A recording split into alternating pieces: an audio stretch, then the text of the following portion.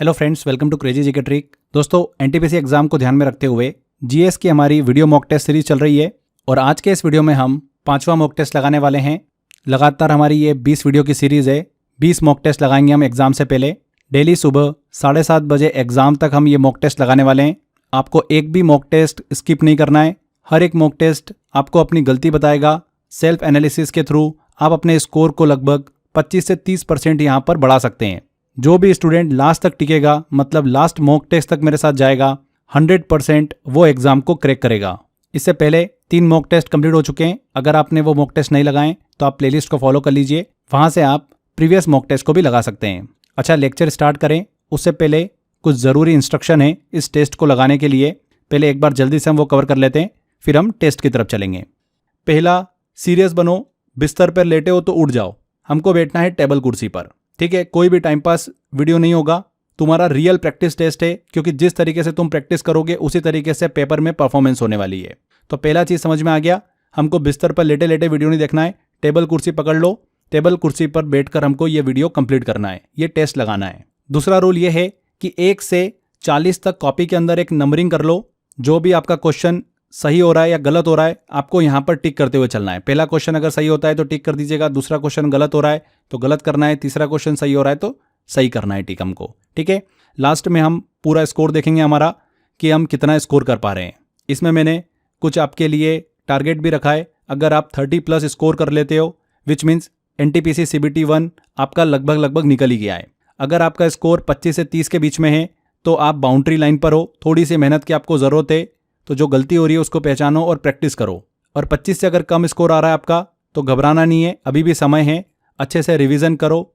जो मैंने आपको 10,000 एनटीपीसी के 1-लाइनर दिए हैं उनको पढ़ो। यूट्यूब के ऊपर जो मेरी जीएस की मास्टर सीरीज चल रही है एनटीपीसी की, उसको फॉलो करो। आपका स्कोर 30+ हो जाएगा।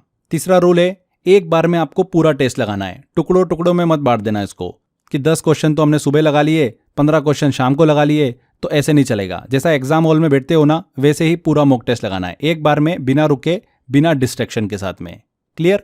चौथा रूल है, आखिरी रूल, मैं हर एक क्वेश्चन को क्लियर पढ़ूंगा ऑप्शन के साथ में। फिर आपको 5 सेकेंड मिलेंगे। 5 सेकेंड में आपको अपना फाइनल आंसर डिसाइड करना है। उसके बाद में मैं आपको करेक्ट आंसर बताऊंगा इन शॉर्ट एक्सप्लेनेशन। इस तरीके से न सिर्फ प्रैक्टिस होगी बल्कि हर सवाल के पीछे का आपको कॉन्सेप्ट भी क्लियर हो जाएगा। क्लियर हो गया फ्रेंड्स? स्टार्ट करने से पहले एक और चीज, अगर इस पूरे टेस्ट का आपको बाद में प्रैक्टिस करना है तो जो 10,000 1-लाइनर मैंने जीएस के दिए हैं आपको एनटीपीसी के लिए, 29 रुपीज़ का पैकेज है वो। इसी पैकेज में ये 20 वीडियो टेस्ट आपको मिल जाएंगे। वहाँ पर भी आप इस टेस्ट के प्रैक्टिस कर सकते हैं। अगर अभी भी आपने 29 रुपीज़ वाला अगर वो जीएस का पैकेज नहीं लिया है 10,000 1-लाइनर का, तो डिस्क्रिप्शन बॉक्स में लिंक दे रखा है, कमेंट बॉक्स में भी लिंक दे रखा है, वहाँ पर क्लिक कर आप ले सकते हैं। इसके अलावा crazy GK trick application download करोगे तो फाउंडेशन कोर्स का ऑप्शन दिखेगा। इसमें कोर्स बाय अक्षय सर वाला फोल्डर है, इसमें जाओगे वहां से आप एनरोल कर सकते हो, ठीक है। तो ये कुछ जरूरी इन्फॉर्मेशन थी स्टार्ट करने से पहले। अब हम टेस्ट की तरफ जा रहे हैं, तो रेडी हो जाइए, शुरू करते हैं। पहला क्वेश्चन है, रेडियम, बेरियम और स्ट्रोंटियम जैसी क्षारीय मृदा धातु किस समूह से संबंधित हैं? मतलब radium, barium, strontium alkaline earth metals किस ग्रुप से संबंधित हैं? ऑप्शन है group 5A, group 2A, group 1A या ग्रुप 3A।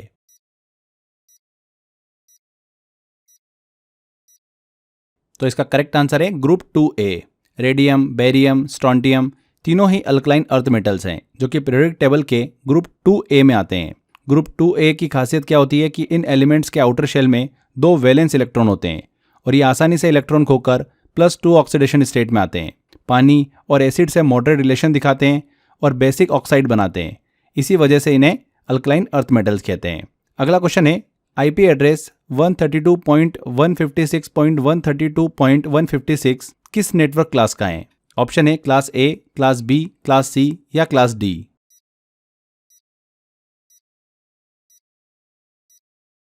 तो ये है क्लास बी का। क्लास बी आईपी एड्रेस 128.0.0.0 से 191.255.255.255 तक के रेंज में होते हैं।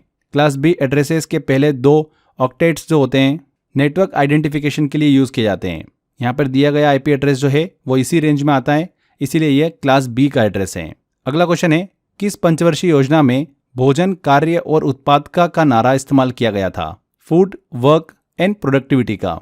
ऑप्शन ए 6th, 5th, 4th या 7th।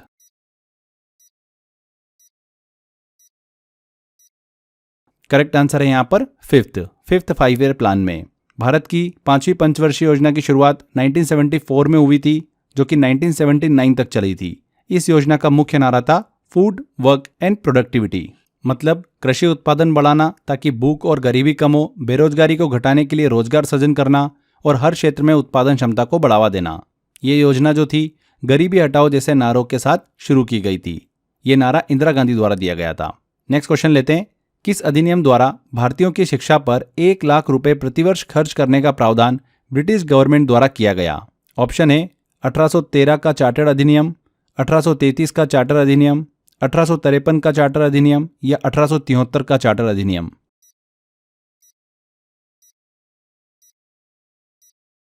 इसका करेक्ट आंसर है 1813 का चार्टर अधिनियम। 1813 से पहले ईस्ट इंडिया कंपनी ने भारतीय शिक्षा को बढ़ावा देने में कोई रुचि नहीं ली थी, लेकिन ब्रिटिश मिशनरियों और सुधारों के दबाव के कारण चार्टर एक्ट 1813 में पहली बार ये प्रावधान किया गया था कि भारतीयों की शिक्षा पर हर साल 1 लाख रुपए खर्च किए जाए। 1833, 1853 और 1873 का जो चार्टर एक्ट है ये शिक्षा से संबंधित नहीं थे, बल्कि प्रशासनिक सुधारों से जुड़े थे। तो क्लियर समझ में आ रहा है 1813 चार्टर अधिनियम। अगला क्वेश्चन है, निम्नलिखित हिमालय पर्वत श्रेणियों का दक्षिण से उत्तर की ओर सही क्रम होगा? पर्वत श्रेणियां दे रखी है हमको, जास्कर, कारकोरम, पीर पंजाल और लद्दाख।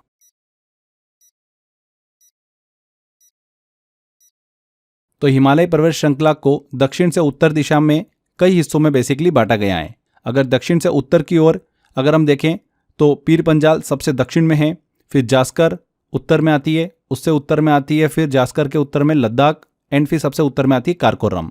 तो यहाँ पर 3, 1, 4 और 2 डी आंसर बिल्कुल करेक्ट होगा। यह क्रम भारत के उत्तरी क्षेत्र मतलब विशेषकर जम्मू और कश्मीर एंड लद्दाख में देखने को मिलता है हमको। अगला क्वेश्चन दिया हुआ है, सूची 1 को सूची 2 को आपस में सुमेलित करना है। सूची 1 में हमको आर्टिकल दे रखे हैं, सूची 2 में हमको विषय दे रखे सब्जेक्ट। तो आर्टिकल 40 ग्राम पंचायत के गठन से संबंधित है, formation of village panchayat. Article 41 जो है ये काम करने के अधिकार से संबंधित है। आर्टिकल 44 जो है ये समान नागरिक संहिता से संबंधित है। एंड आर्टिकल 48 कृषि एवं पशुपालन का गठन से संबंधित है।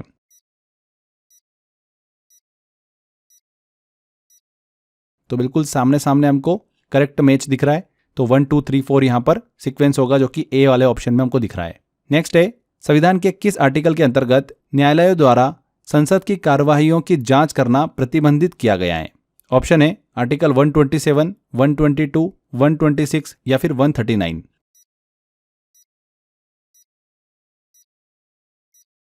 करेक्ट आंसर है इसका आर्टिकल 122। आर्टिकल 122 के अनुसार न्यायालय जुडिशरी संसद की कार्यवाही की वैधता पर प्रश्न नहीं उठा सकता। इसमें स्पष्ट कहा गया है कि संसद की कार्यवाही और प्रक्रिया की न्यायिक समीक्षा नहीं की जा सकती जब तक कि कोई प्रक्रिया संबंधित अनियमितता न हो। इसका उद्देश्य विधायिका की स्वायत्तता को सुरक्षित रखना है।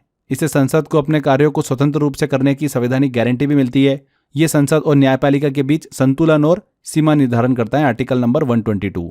तो बी आंसर। नेक्स्ट है, the frog and the nightingale कविता किसने लिखी है? ऑप्शन ए सुभद्रा कुमारी चौहान, विक्रम सेठ, हरिवंश राय बच्चन या फिर अटल बिहारी वाजपेयी।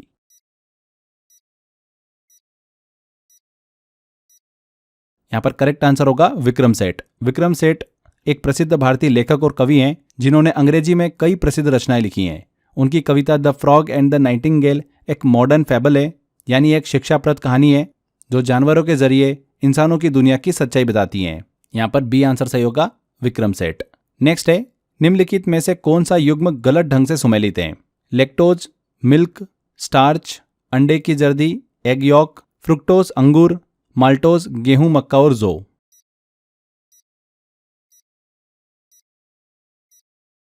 तो यहां पर अगर आप देखोगे B option starch, egg yolk जो कि गलत कॉम्बिनेशन है। स्टार्च एक कॉम्प्लेक्स कार्बोहाइड्रेट है जो कि मुख्य रूप से प्लांट में पाया जाता है, जैसे चावल, आलू, गेहूं इन सभी में। एग यॉक जो है उसमें स्टार्च नहीं होता है, इसमें फैट, प्रोटीन, कोलेस्ट्रॉल ये पाया जाता है, इसलिए यह पेयर पूरी तरीके से गलत है। नेक्स्ट क्वेश्चन है, पंडवानी शैली में योगदान के लिए प्रसिद्ध डॉक्टर तीजन बाई को वर्ष 2019 में इनमें से कौन सा पुरस्कार प्राप्त हुआ है? ऑप्शन है पद्म भूषण, पद्मश्री, पद्म विभूषण, कालिदास सम्मान।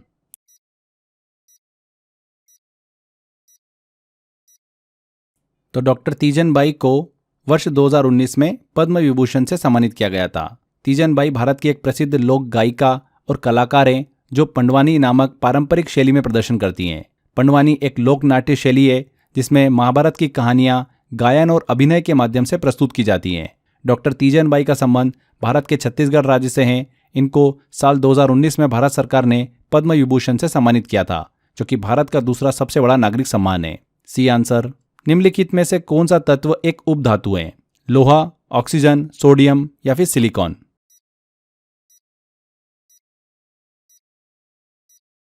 तो उपधातु की बात हो रही है मेटलॉइड्स की। मेटलॉइड्स ऐसे एलिमेंट होते हैं जिनमें धातु और अधातु दोनों के गुण होते हैं, मेटल्स और नॉन मेटल्स के। तो सिलिकॉन जो है एक क्लासिक मेटलॉइड है, उपधातु है। सिलिकॉन दिखने में चमकीला होता है लेकिन बिजली को केवल कुछ हद तक ही कंडक्ट करता है। ये इलेक्ट्रॉनिक्स इंडस्ट्री में बहुत ही ज़रूरी है, कंप्यूटर, चिप्स, इन सभी में। तो डी आंसर बिल्कुल सही होगा, सिलिकॉन। जब आप ईमेल भेजते हैं तो निम्नलिखित में से किस फील्ड में आपकी ईमेल आईडी होती है? Option A from, to, CC या बीसीसी।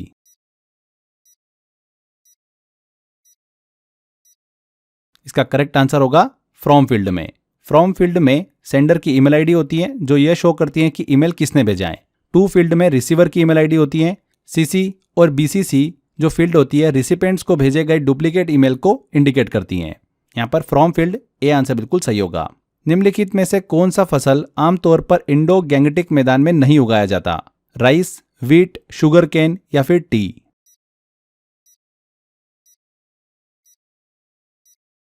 करेक्ट आंसर है इसका टी, चाय। इंडो गैंगटिक मैदान भारत का सबसे उपजाऊ क्षेत्र है जहां पर मुख्य रूप से चावल, गेहूं, गन्ना इनकी खेती बड़े पैमाने पर होती है। लेकिन चाय की खेती इस क्षेत्र में सामान्य रूप से नहीं होती है। चाय की खेती के लिए पहाड़ी क्षेत्र जो होते हैं या ठंडी जलवायु और अधिक वर्षा वाली जगह वो आवश्यक होती हैं, जो कि असम, दार्जिलिंग और दक्षिण भारत के पर्वतीय क्षेत्रों में पाई जाती हैं। तो डी आंसर।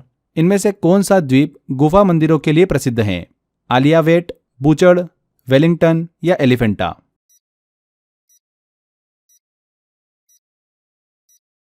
करेक्ट आंसर है इसका एलिफेंटा।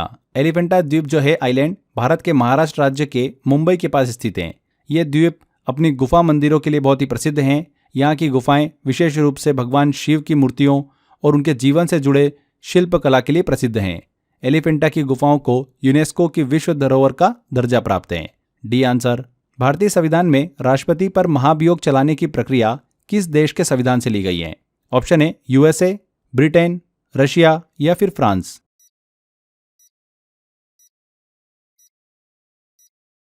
तो भारतीय संविधान में राष्ट्रपति के महाभियोग की प्रक्रिया को अमेरिका के संविधान से लिया गया है। भारत में यह प्रक्रिया आर्टिकल 61 के तहत आती है, जिसमें राष्ट्रपति पर संविधान के उल्लंघन के आधार पर महाभियोग चलाया जा सकता है। इसके लिए दोनों सदनों में स्पेशल मेजोरिटी की आवश्यकता होती है, 2/3 बहुमत की। तो यहाँ पर यूएसए अमेरिका के संविधान से ली गई है। अगला क्वेश्चन है, राष्ट्रपति द्वारा जारी अध्यादेश की अधिकतम वैधता कितने समय तक होती है? 6 महीने, 7.5 महीने, 3 महीने या फिर 12 महीने?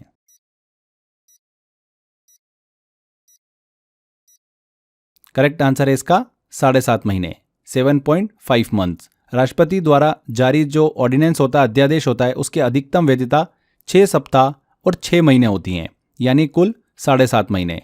यह अध्यादेश आर्टिकल 123 के तहत तब जारी किया जाता है जब संसद सत्र में नहीं होती है, और अध्यादेश जो होता है संसद के अगले सत्र की शुरुआत से 6 सप्ताह के भीतर पारित नहीं हुआ तो स्वतः ही समाप्त हो जाता है। अध्यादेश बेसिकली एक अस्थायी कानून होता है जिसकी वैधता सीमित होती है। इससे सरकार जरूरी परिस्थितियों में त्वरित निर्णय ले सकती है। तो अधिकतम वैधता कितने समय तक रहती है अध्यादेश के ऑर्डिनेंस की? 7.5 महीने। नेक्स्ट है, वरुण अभ्यास 2024 का आयोजन किन 2 देशों के बीच किया गया? ऑप्शन है India Nepal, India Russia, India France या फिर इंडिया श्रीलंका?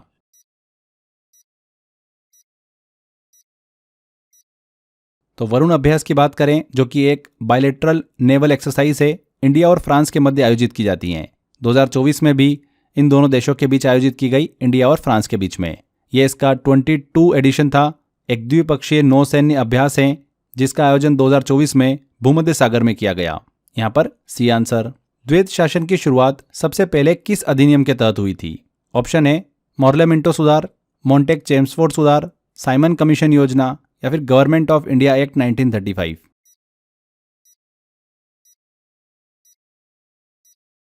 तो मोंटेक-चेम्सफोर्ड सुधार के तहत भारत में पहली बार द्वैध शासन की शुरुआत हुई थी। ये प्रणाली प्रांतीय स्तर पर लागू हुई।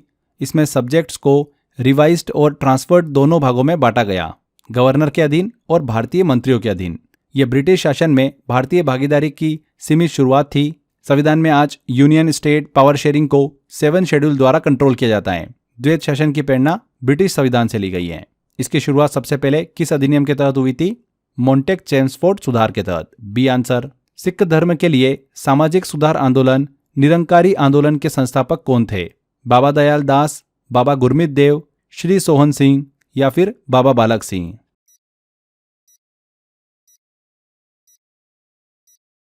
करेक्ट आंसर है इसका बाबा दयाल दास। निरंकारी आंदोलन की स्थापना 1851 में बाबा दयाल दास ने सिख धर्म में सामाजिक सुधार लाने के उद्देश्य से की थी। सिख धर्म में जो कुरीतियां आ गई थी, जैसे कि मूर्ति पूजा, अंधविश्वास, भारी दिखावा, उन्हें खत्म करने और सिखों को गुरु ग्रंथ साहिब और एक निराकार ईश्वर की ओर लौटाने के लिए यह आंदोलन शुरू किया गया था।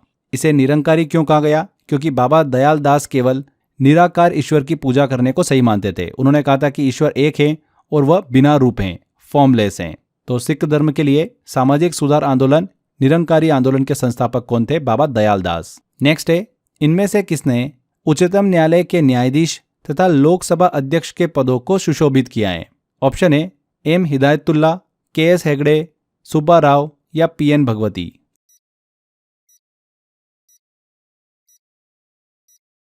करेक्ट आंसर होगा इसका के.एस. हेगड़े। एकमात्र ऐसे व्यक्ति हैं जिन्होंने भारत के उच्चतम न्यायालय के न्यायाधीश और बाद में लोकसभा अध्यक्ष दोनों पदों को सुशोभित किया है। वे सुप्रीम कोर्ट के पूर्व न्यायाधीश थे और बाद में राजनीति में आए थे। 6वीं लोकसभा के दौरान लोकसभा अध्यक्ष बने थे। तो यहाँ पर के.एस. हेगड़े।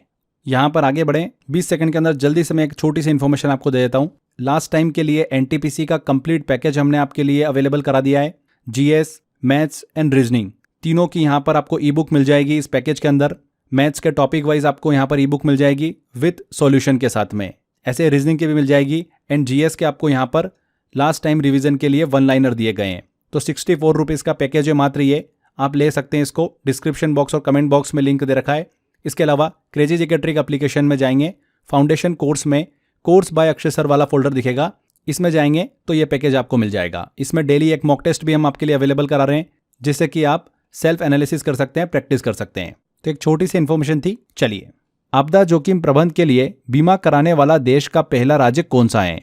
नागालैंड, बिहार, त्रिपुरा या फिर मेघालय?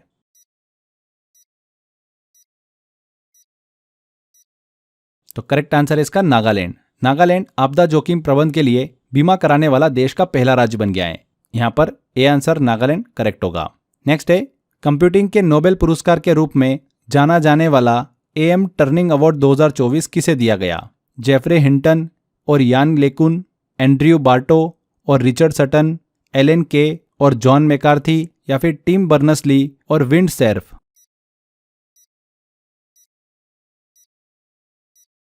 तो एम टर्निंग अवार्ड 2024 से सम्मानित किया गया था एंड्रयू बार्टो और रिचर्ड सटन को। कंप्यूटर साइंस के नोबेल के रूप में जाना जाने वाला अवार्ड है ये। इन दोनों को आर्टिफिशियल इंटेलिजेंस के लिए महत्वपूर्ण योगदान और एल्गोरिथमिक संबंधी नींव पर उनके काम के लिए सम्मानित किया गया। यहाँ पर बी आंसर।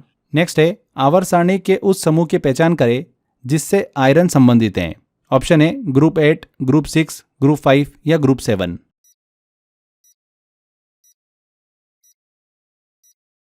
तो करेक्ट आंसर है इसका ग्रुप 8। आयरन का एटॉमिक नंबर 26 होता है और यह पीरियोडिक टेबल के 4th पीरियड में आता है। ये एक ट्रांजिशन मेटल है और डी ब्लॉक एलिमेंट में शामिल है। आयरन ग्रुप 8 में आता है। आयरन की खास बात यह है कि एक बहुत ही मजबूत धातु है, मेटल है। इसका उपयोग कंस्ट्रक्शन, टूल्स, मशीन्स और स्टील प्रोडक्शन में होता है। ये हमारे शरीर के लिए भी जरूरी है।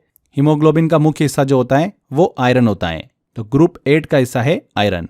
अगला क्वेश्चन है, भारत की लौह महिला किसे कहा जाता है? मैरी कॉम, दीपिका पादुकोण, लता मंगेशकर या इंदिरा गांधी?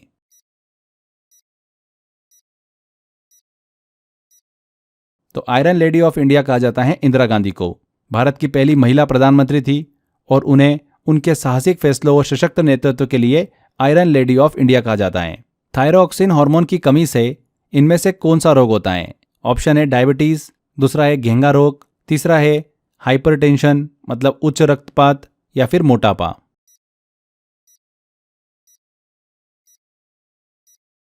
तो थायरॉक्सिन हार्मोन की कमी से घेंगा रोग होता है।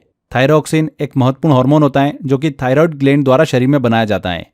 यह हार्मोन शरीर के मेटाबॉलिज्म, ऊर्जा की खपत, ग्रोथ और डेवलपमेंट को कंट्रोल करता है। जब शरीर में थायरॉक्सिन की कमी हो जाती है तो इसका असर थायराइड ग्लैंड पर पड़ता है जो सूज जाता है और घेंगा नामक बीमारी हो जाती है। तो बी आंसर। सोनपुर मेला का आयोजन किस राज्य में होता है? ऑप्शन ए राजस्थान, बिहार, उत्तर प्रदेश या फिर मध्य प्रदेश।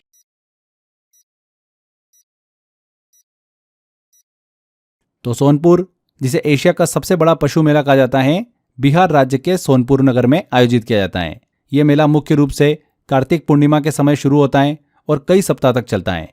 इस मेले की सबसे खास बात यह है कि हाथी, घोड़े, गाय, बैल सभी जानवरों की खरीदी बिक्री होती है यहाँ पर। तो बिहार बी आंसर। भारत सरकार ने 19 अगस्त को संस्कृत दिवस के रूप में किस वर्ष घोषित किया था? ऑप्शन है 1950, 1959, 1960 या 1969।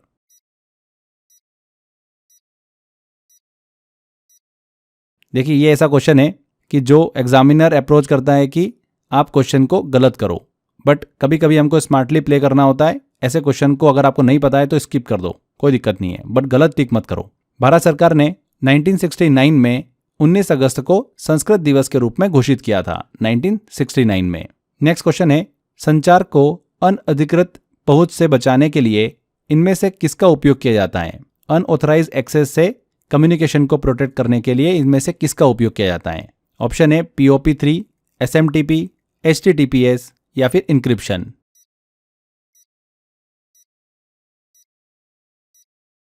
करेक्ट आंसर है यहाँ पर इंक्रिप्शन। इंक्रिप्शन डेटा को अनरीडेबल फॉर्म में कन्वर्ट करता है ताकि अनऑथराइज यूजर इसे एक्सेस न कर सकें। यह सिक्योर कम्युनिकेशन के लिए यूज किया जाने वाली टेक्निक है। HTTPS जो है यहाँ पर वो इंक्रिप्शन को सपोर्ट करता है, लेकिन इंक्रिप्शन जो है वो ब्रॉडर कॉन्सेप्ट है। POP3 और SMTP जो है वो एक ईमेल कम्युनिकेशन प्रोटोकॉल है, लेकिन इंक्रिप्शन के लिए इसे यूज नहीं किया जाता है। इंक्रिप्शन का यूज जो है वो सिक्योर मैसेजिंग, ऑनलाइन ट्रांजैक्शंस और डेटा प्रोटेक्शन में किया जाता है। तो डी आंसर। अगला क्वेश्चन है, कोरियोग्राफर केलू चरण महापात्रा किस शास्त्रीय शैली से जुड़े थे? कथक, कुचिपुड़ी, ओडिसी या भरतनाट्यम।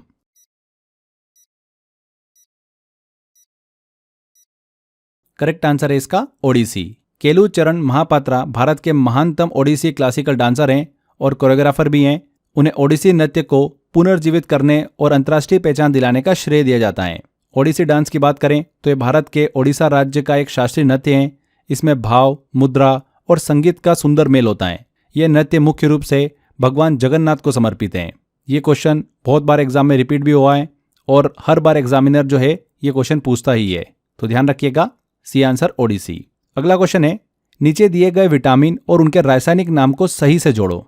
कॉलम ए में हमको विटामिन दे रखे हैं और कॉलम बी में केमिकल नेम दे रखे हैं। तो विटामिन ए जो है इसका केमिकल नेम है रेटिनॉल। ये आंखों की रोशनी और त्वचा की सेहत के लिए जरूरी होता है। विटामिन B12 की बात करें तो इसका केमिकल नेम है कोबालमिन। विटामिन सी की बात करें तो इसका रासायनिक नाम क्या है? एस्कॉर्बिक अम्ल है, एस्कॉर्बिक एसिड। ये एक एंटीऑक्सीडेंट है जो इम्यूनिटी को बढ़ाता है। विटामिन डी की बात करें तो कोलेकैल्सिफेरॉल।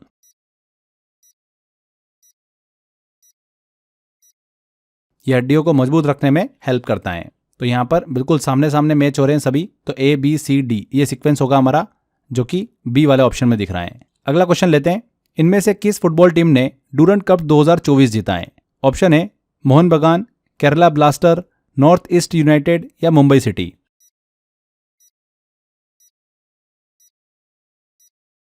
तो Durand cup football club tournament है।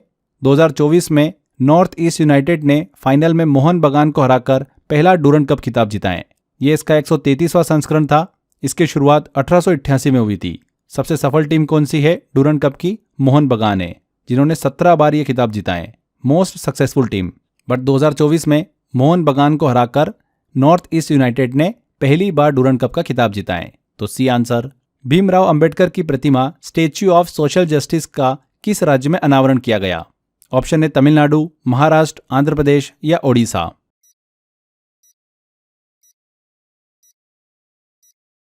तो आंध्र प्रदेश के पूर्व मुख्यमंत्री जगन मोहन रेड्डी ने आंध्र प्रदेश के विजयवाड़ा में स्टैच्यू ऑफ सोशल जस्टिस का अनावरण किया।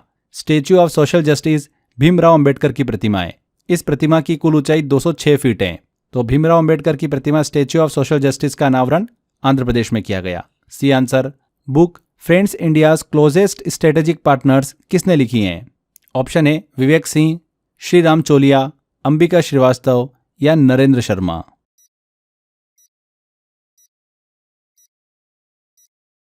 तो करेक्ट आंसर है इसका श्री राम चोलिया द्वारा लिखी गई पुस्तकें। भारत के विदेश मंत्री एस जयशंकर ने friends India's closest strategic partners launch की। श्री राम चोलिया ने इस बुक में भारत की विदेश नीति पर गहराई से प्रकाश डाला है। B answer. सतलज नदी किस दर्रे से होकर भारत में प्रवेश करती है? बाडालाचा, शिपकिला, रोहतांग या जोजिला।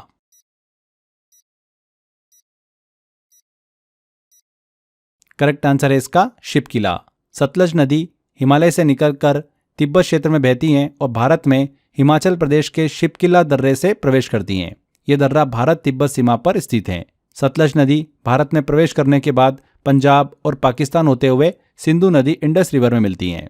तो Shipkila B answer. Environmental ship index के तहत ग्रीन शिप इंसेंटिव लागू करने वाला भारत का पहला बंदरगाह कौन सा है? ऑप्शन ए कोचिन पोर्ट, मंगलुरु पोर्ट, मोर्मुगांव बंदरगाह या पारादीप पोर्ट।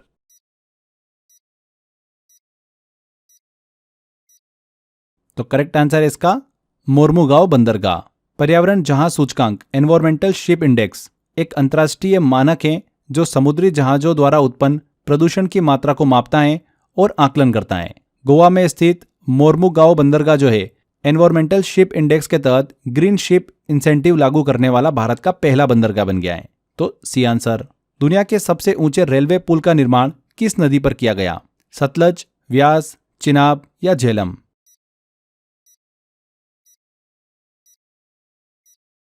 तो प्रधानमंत्री नरेंद्र मोदी ने जम्मू कश्मीर में चिनाब नदी पर बने दुनिया के सबसे ऊंचे रेलवे पुल का उद्घाटन किया था रिसेंटली। पुल की कुल ऊंचाई 359 मीटर लगभग 1.3 किलोमीटर है। ये जो पुल है उधमपुर श्रीनगर बारामूला रेलवे लिंक परियोजना के तहत बनाया गया। पुल के माध्यम से पहली बार रेलवे मार्ग से कश्मीर और कन्याकुमारी को जोड़ा गया है। तो दुनिया के सबसे ऊंचे रेलवे पुल का निर्माण चिनाब नदी पर किया गया। C answer. निम्नलिखित में से किस युद्ध को सेंट थोमे के युद्ध के नाम से भी जाना जाता है? ऑप्शन ए पहला कर्नाटक युद्ध, दूसरा कर्नाटक युद्ध, तीसरा कर्नाटक युद्ध या प्रथम आंग्लो मैसूर युद्ध।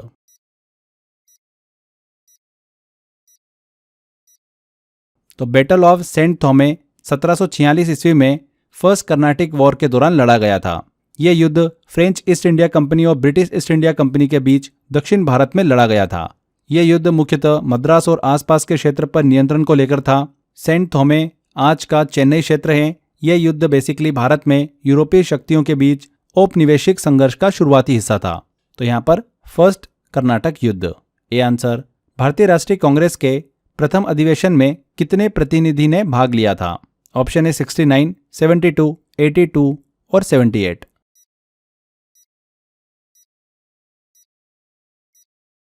तो इंडियन नेशनल कांग्रेस का पहला अधिवेशन 1885 को बॉम्बे में हुआ था। इसका आयोजन किया था एओ ह्यूम ने और अध्यक्ष कौन थे? वोमेश चंद्र बनर्जी।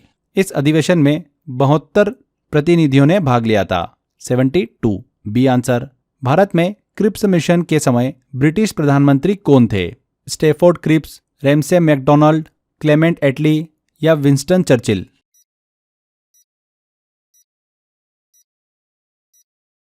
तो क्रिप्स मिशन 1942 में ब्रिटिश गवर्नमेंट द्वारा भारत भेजा गया था ताकि भारतीय नेताओं का समर्थन द्वितीय विश्व युद्ध में हासिल किया जा सके। इस मिशन का नेतृत्व कर रहे थे सर स्टैफोर्ड क्रिप्स, लेकिन उस समय के ब्रिटिश प्राइम मिनिस्टर कौन थे? विंस्टन चर्चिल थे। उन्होंने भारत को स्वतंत्रता देने के बजाय सिर्फ युद्ध में मदद के बदले भविष्य में डोमिनियन स्टेटस की बात की, जिसे भारतीय नेताओं ने ठुकरा दिया था। इसी के असफल होने के बाद ही क्विट इंडिया मूवमेंट की शुरुआत हुई थी, भारत छोड़ो आंदोलन की शुरुआत हुई थी। तो उस समय क्रिप्स मिशन के समय ब्रिटिश के प्रधानमंत्री कौन थे? विंस्टन चर्चिल थे। अगला क्वेश्चन है, पंचशील के सिद्धांत का प्रतिपादन किसने किया था? पंडित जवाहरलाल नेहरू, महात्मा गांधी, मार्शल टिटो या डॉक्टर अंबेडकर।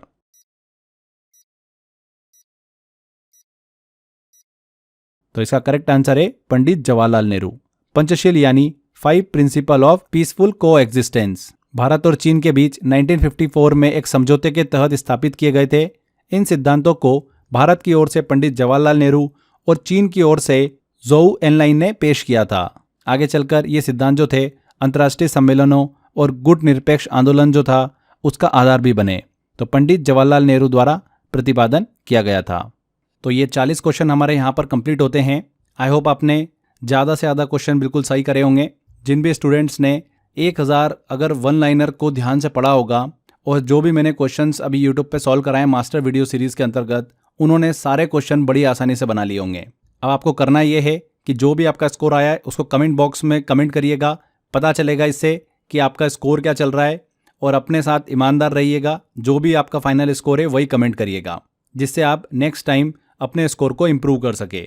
अपनी गलती को पहचानो, एनालिसिस करो कि कौन सा पार्ट आपका वीक है, उसको रिवाइज करो, एंड ये चीज़ें आपकी एग्ज़ाम में काम आएगी। आपके एग्ज़ाम के स्कोर को 25 से 30% बढ़ाएगी। एनटीपीसी को लेकर 20 वीडियो मॉक टेस्ट मैं आपके लिए लेकर आने वाला हूँ यूट्यूब पर। बेटर होगा कि आप अपनी प्रिपरेशन को अच्छा रखें। एनटीपीसी के लिए अगर जीएस को लेकर अगर आप प्रॉब्लम फेस कर रहे हैं तो जीएस का मैंने बहुत अच्छा सॉल्यूशन बना रखा है आपके लिए। देखिए, आपके पास ऑप्शन अवेलेबल है। मैंने आपको जीएस के लिए फ्रेंड्स 10,000 वन लाइनर दे रखे हैं, उनको अच्छे से पढ़ लीजिए। प्रीवियस ईयर क्वेश्चन भी है और ऐसे क्वेश्चन भी है जो एग्जाम के अंदर पूछे जा सकते हैं। बहुत ही सिस्टमेटिक तरीके से मैंने उसको आपके लिए प्लान कर रखा है। इसके अलावा जो हम ये 20 वीडियो मॉक टेस्ट लगाने वाले हैं, इनकी आप प्रैक्टिस कर सकते हैं। ये भी मैंने इसी पैकेज में, जो अपना 10,000 वन लाइनर वाला पैकेज है जीएस का, इसी में मॉक टेस्ट डाल दिए हैं। आप इसकी वहाँ पर प्रैक्टिस भी कर सकते हैं। तो अलग से आपको कहीं पे भी जाने की ज़रूरत नहीं है। 10,000 जीएस के वन लाइनर वाला पैकेज ले लो। 29 रुपीज़ प्राइस है इसकी मात्र। प्रिंट आउट ले लेना, 30-40 रुपये में प्रिंट आउट निकल जाएगा आपका। अच्छे से रिवीजन करते रहो। कहाँ से लोगे आप ये? तो डिस्क्रिप्शन बॉक्स और कमेंट बॉक्स में लिंक दे रखा है, यहाँ से भी आप इस पैकेज को ले सकते हो। इसके अलावा crazy GK trick application download करोगे, वहाँ पर फाउंडेशन कोर्स वाला एक फोल्डर है, जिसमें जाओगे तो कोर्स बाय अक्षय सर वाला फोल्डर दिखेगा, इसमें आपको मिल जाएगा। ऊपर ही ऊपर ऑप्शन दे रखा है, वहाँ पर आप क्लिक कर इसको एनरोल कर सकते हैं। तो आज के सेशन में फ्रेंड्स इतना ही। वीडियो अगर अच्छा लगा है, मेहनत अच्छी लगी है तो वीडियो को लाइक ज़रूर कर दीजिएगा, शेयर जरूर कर दीजिएगा, एंड कमेंट करके ज़रूर बताइएगा कि वीडियो कैसा लगा।